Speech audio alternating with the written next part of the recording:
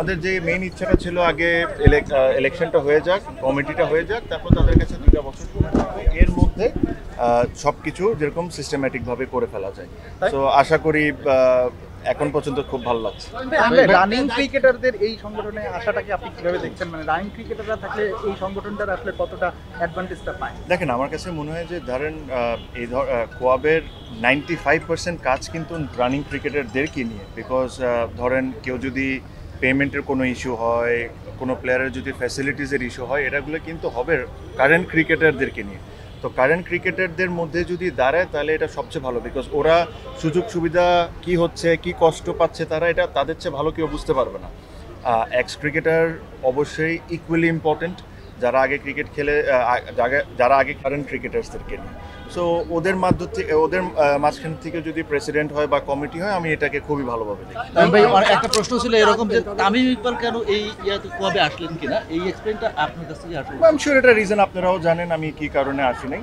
So ওটা আশা করি সামনে আপনারা বুঝতে পারবেন।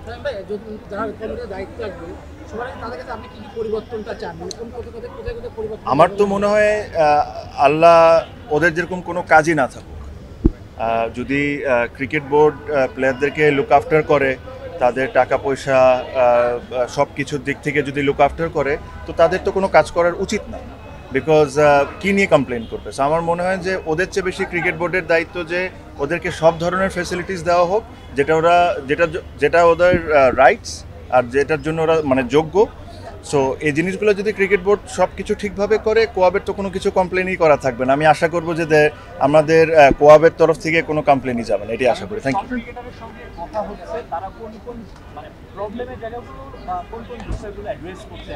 হ্যাঁ, এটা অনেক কিছু বিষয় আছে, এটা নিয়ে আমি অবশ্যই আরেকদিন কথা বলবো। আমার সাথে তো কথা হয়, আমি নিজেও ক্রিকেট ছেড়েছি, খুব বেশি দিন হয় নাই। সো আমারও একটা আন্ডারস্ট্যান্ডিং আছে, প্রবলেম তো অবশ্যই আছে। বাট প্রবলেমের চেয়ে বড় যে জিনিসটা হলো যে এখানে অনেক কিছু রাইট করতে হবে। আমরা আসলে অনেক সময় অনেক কথা বলি, নন ইম্পর্টেন্ট কাজগুলোকে আমরা মাঝে মাঝে প্রায়োরিটি দিয়ে দিই, বাট ইম্পর্টেন্ট কাজগুলো আমরা করতে ভুলে যাই। সো আমার মনে হয় যেটা সময় এসে গেছে যে ওইসব নিয়ে কাজ করার। Thank you.